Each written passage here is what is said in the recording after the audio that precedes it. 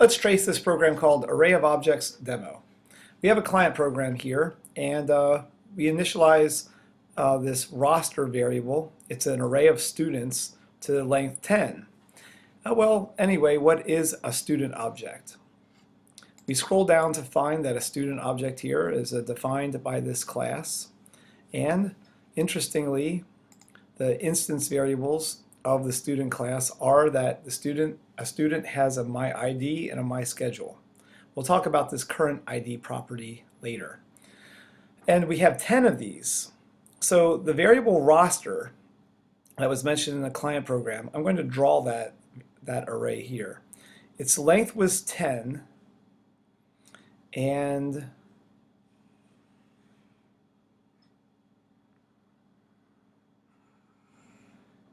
it's an array of students. So I'm going to fill that in here right now. So you see I began to draw my human representation of roster. It's overall an array of students of length 10, and within each element of roster there is a student object, which I represented as a blue square within, of course, the red outline of that roster position. And each student object consists of a myID and a mySchedule. So there's a spot for that int variable, myID. It'll be 0 or 1 or some number. And mySchedule, you have to hold your head sideways to see that this is really an array of strings. MySchedule is an array of strings. We're going to end up storing words in here like chem, history, Latin, and the array is of length 5. Later you'll see where that's defined. The array of strings, MySchedule, which if you look at this sideways, has a length of 5, and so on. So I just didn't take the time to fill in all these other blue rectangle student objects. We'll just work with a few of these and you'll get the gist. Okay, continuing to trace the program up in the client program here, of course. We have now declared and instantiated an array named roster of students of length 10. Okay, what's this for loop doing? The variable I is going from 0 to roster length. Well, roster length is 10, so this is really a 10. And it's going by ones, I++, and it's instantiating each student object. Because of this for loop right here, we are indeed getting the blue rectangles within the red array named roster. So all of this is being allocated memory and being instantiated as pretty much objects within an object. You have blue student objects that live inside the elements of this array, and an array is an object. So this is called composition, when you have one object inside of another object. Okay, so that for loop didn't do anything exciting to the visual eye, at least. And now we look at this for loop. Well, it's a for loop inside of a for loop, nested for loops. The variable j goes from 0 to 10, roster length again, and j is going by ones. And each time j iterates, we are system out printing something on our output screen, which I will represent here. And we're printing out the phrase student ID. And concatenating to that, whatever roster, whatever this is. What is this? Well, j is currently 0, and we're getting the ID out of roster. Well, what is the ID of the very first position of roster? What is the ID? What number is here? Well, I skipped over something. We have this special property. It's a static property, and it's represented here by me just keeping track of it. Current ID is initialized to 0. It is proper to actually initialize static properties equal to some number in the property declaration statement. It's not good style to set normal properties equal to 0 or some other number, so don't do that. But if it's static, you do it. Well, a static variable, a static instance variable, is a variable that's shared by all student objects in this case. So all of these blue rectangles share this same variable, current ID. So at this point, this is 0. And the other thing I glossed over was the fact that when this line of code here, new student, executed 10 times, each time we were calling the default constructor of the student class. Let's go check that execution because we glossed over it a second ago. Here we are in the student class, and here is the default constructor. So this constructor, this method, this constructor executed 10 times. And within it, this is where each of the arrays, known as my schedule, were instantiated of length 5. A second ago, I just told you to believe me that the length of each of these arrays was 5. Well, they are 5 because the code right here created each of those blue arrays within our bigger array roster. What's this doing? Well, you don't have to know this notation for the AP exam, but it's convenient for this demo program. Using this ternary operator, which I believe is in my notes somewhere, the computer uses a random number generation, and it's pretty much saying here that since there's a 50% chance that the number between 0 and 1, the decimal number between 0 and 1, that it's greater than 0.5, there's a flip of a coin, a 50% chance of whether chem or bio gets inserted for every student as that student's course that's stored in position 0 of my schedule array. And likewise, they have a 50% chance of having history or econ, a 50% chance of having calc or stats as the third class of the day, and so on. So we're just filling up the students' schedules in some random haphazard way. And I'll reflect that here now after pausing the video. Okay, so I just went ahead and I executed this ternary operator, and I filled in random legal schedules here, at least for our first 3 students. And this student has chem, the first period of the day. This student has history, then the second period, statistics, then English, then Java, and you can see the fictitious course assignments for yourself. So what's this doing? My ID equals current ID. Well, whatever current ID is, it's being assigned into the variable my ID. So what's that doing? Well, it's taking whatever current ID is, 0, and each time that line of code executes, that 0 is being stored into my ID. But it's not putting a 0 in for all the students. In a very ingenious way, because of the current ID++, the first time this default constructor executes, when it creates the first student, current ID is 0. But because of the ++, current ID goes up to 1. And the 1 gets plugged in for the second student's my ID. Then when the third student calls this default constructor, current ID is 2, and 2 plugs into my ID, and so on. So we have something like this. Current ID is 0, it gets plugged in here. Current ID goes up to 1, that 1 plugs in here. It pluses to 2, the 2 plugs in there. And you see the pattern. This is just a way of ensuring that each student has a different unique ID number. And they do happen to be consecutive, but that's not critical. As long as they're different, our school software will work, and students, no 2 students, of course, can have the same ID number. The way to achieve this is by making this extra property static. So it's kind of used as a counter so that the software knows, so that Java knows where we currently are in terms of assigning IDs, and so that no 2 students have the same ID. You will have to know this for the AP exam. that there's a time and a place to make one variable shared to all of the different student objects that might be instantiated in a program. This current ID is most importantly recognized that it is not written inside these boxes like the my ID and the my schedule is. It's sort of outside in the shared memory area of the computer.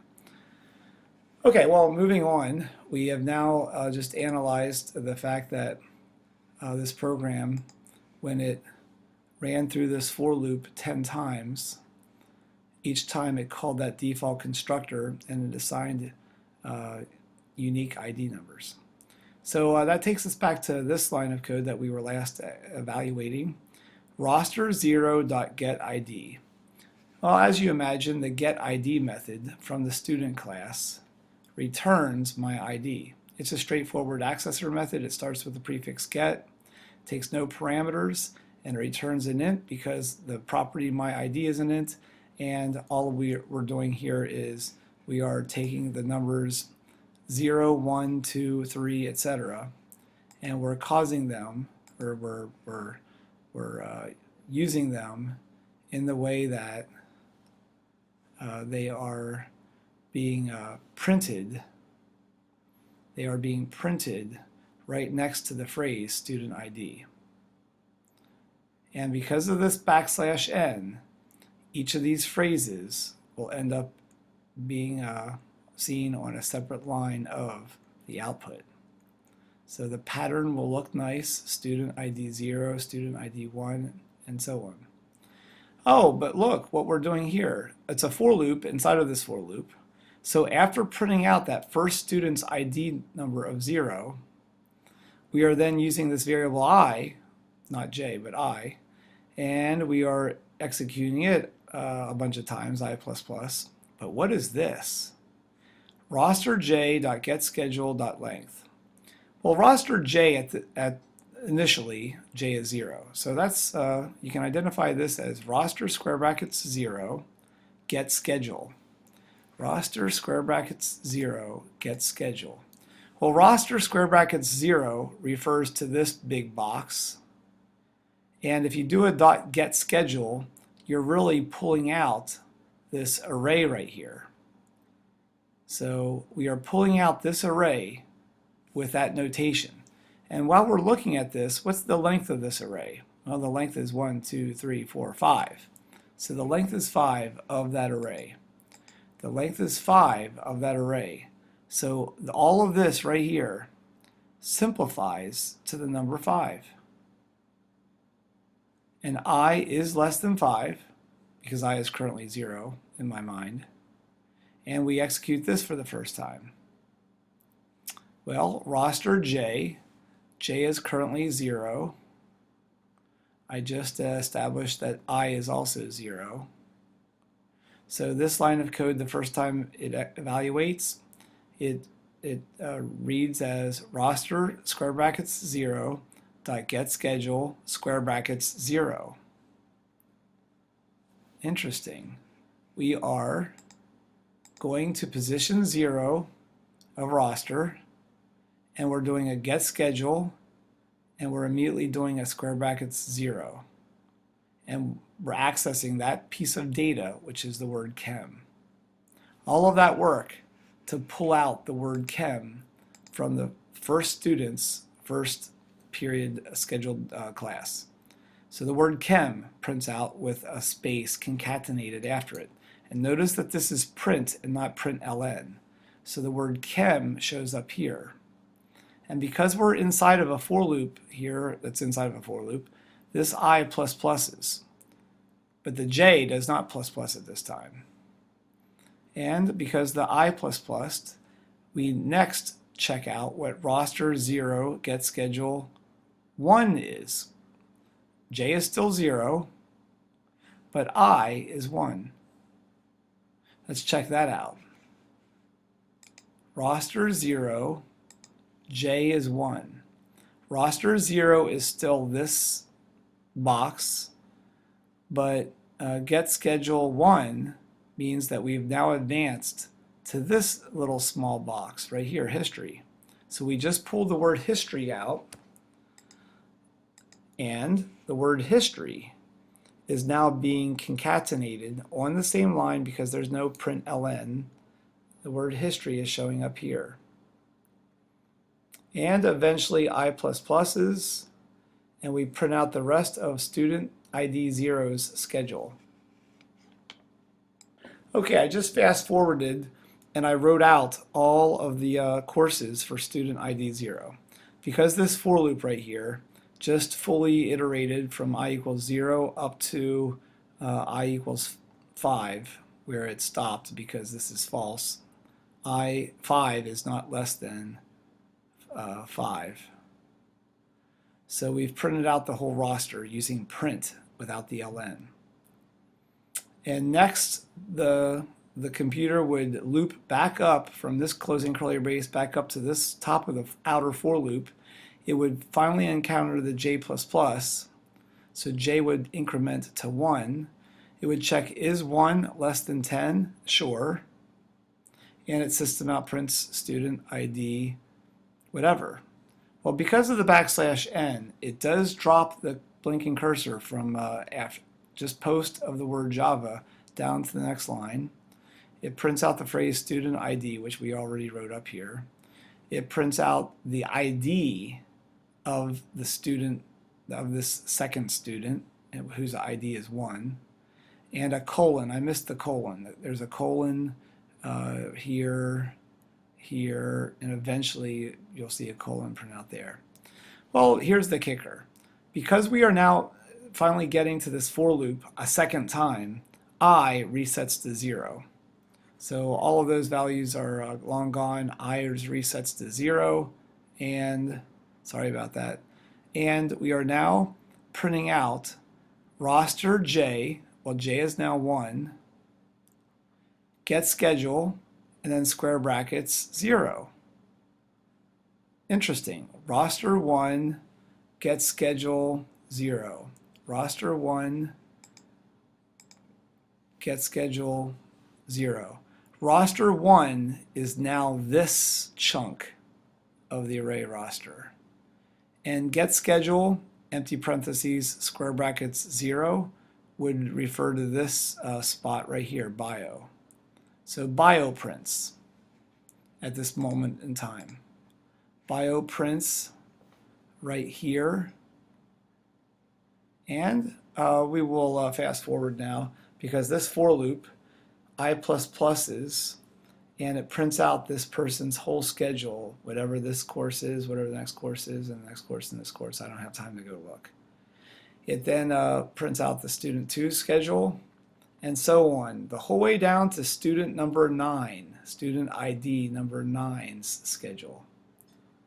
All of the schedules print out neatly on each row of this output because of this double nested for loop right here. Okay, let's execute this code right here. How many students are taking calculus? Well, we have this local variable named count. It's initialized to 0, of course. We have a little local variable called j. It's initialized to 0. Roster length is 10. And we ask the if statement, if roster j gets schedule 2 dot equals calculus. Well, when comparing strings, you cannot use the double equals. So the dot equals here is legal because this simplifies as a string. And we're checking to see if that is equal to the word calculus. Well, what does this index position 2 of a schedule mean?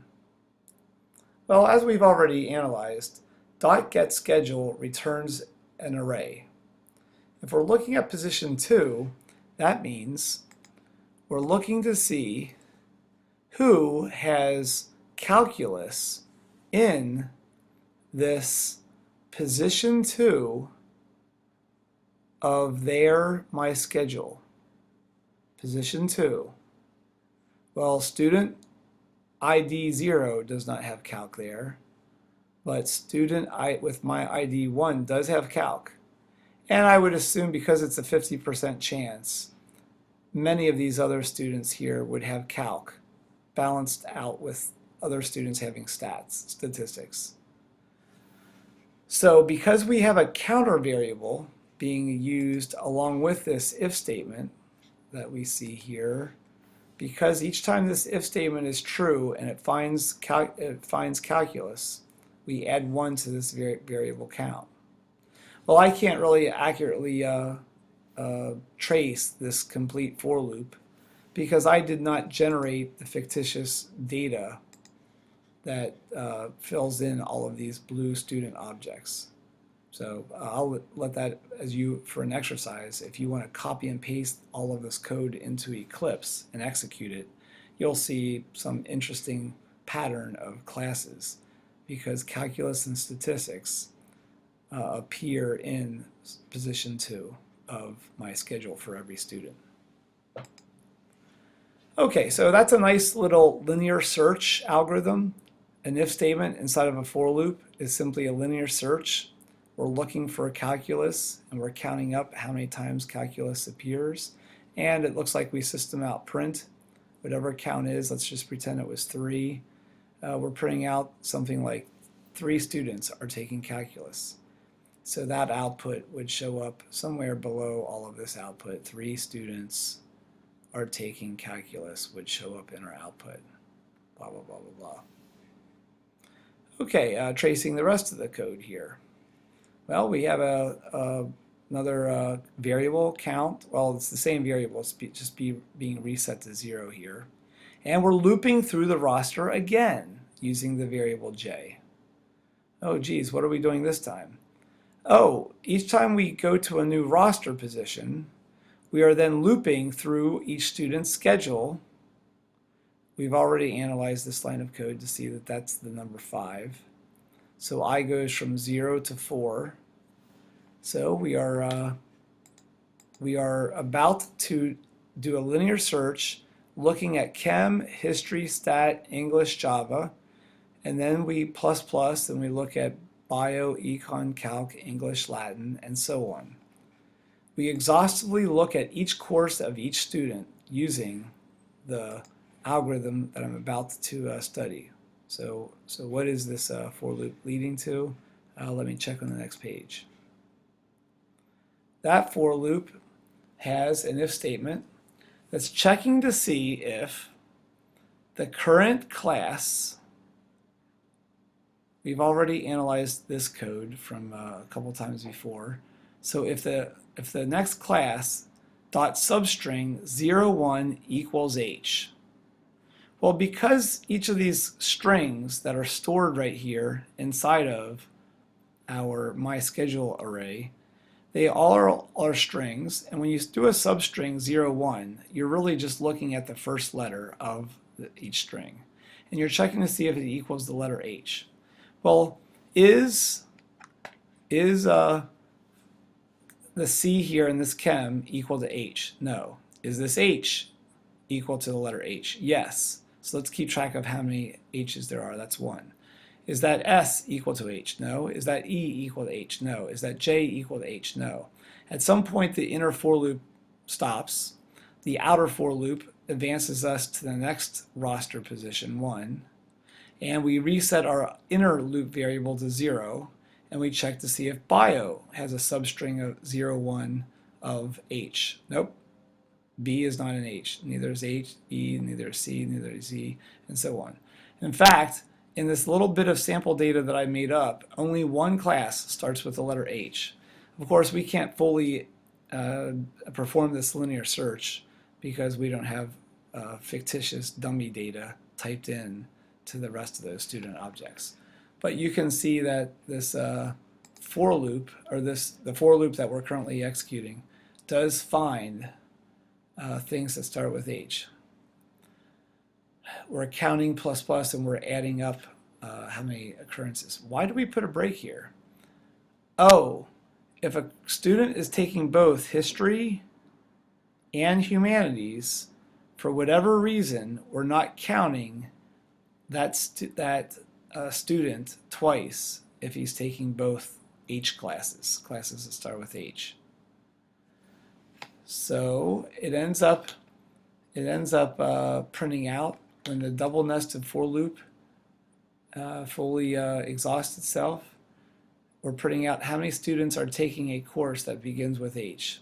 And we're not double counting students who have history and humanities twice. It's a student who has both of those courses is still, quite simply, a student that is taking a course that begins with H, with the interpretation meaning at least one course. Well-written code, if that was your purpose, and we are finished now tracing this quite complicated demo client program called ArrayOfObjects demo. Have a good day.